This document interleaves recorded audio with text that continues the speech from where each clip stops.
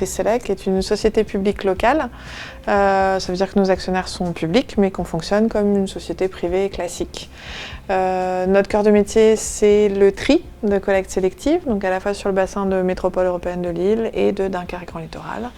Donc on exploite 3 centres de tri, à peu près 120 000 tonnes réceptionnées par an, à peu près 100 000 tonnes triées et donc commercialisées, et environ 420 salariés, dont une très large majorité en parcours d'accompagnement socio-professionnel. Donc le parcours d'accompagnement socio-professionnel consiste à accompagner des personnes qui sont aujourd'hui éloignées de l'emploi, donc en leur offrant un contrat chez nous, donc généralement un contrat de 30 heures par semaine, les heures restantes étant consacrées à la formation. On a souhaité commencer à réfléchir à d'autres activités qui nous permettraient de continuer l'accompagnement socio-professionnel, et donc Restore est une des activités qu'on a mis en place. Donc c'est une recyclerie qui est ouverte rue de l'Alma à Roubaix. Et donc pour nous, c'est 10 emplois en insertion qui ont été créés avec Restore. C'est aujourd'hui la seule que nous ayons. On est plutôt satisfait, donc à terme, je pense qu'on a d'autres projets de recyclerie sur la Melle et puis peut-être ailleurs. Il est important d'avoir une pérennité sur le modèle, donc le modèle doit être rentable, sinon pour moi il n'est pas pérenne.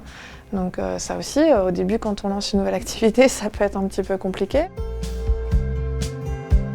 Donc alors Fibreco, c'est déjà un atelier chantier d'insertion, donc on embauche des salariés, on crée du mobilier donc à partir de la matière qu'on récupère, qu'on considère comme une véritable ressource. L'idée c'est vraiment de créer un écosystème à partir du moment où on s'entend sur les valeurs qu'on défend.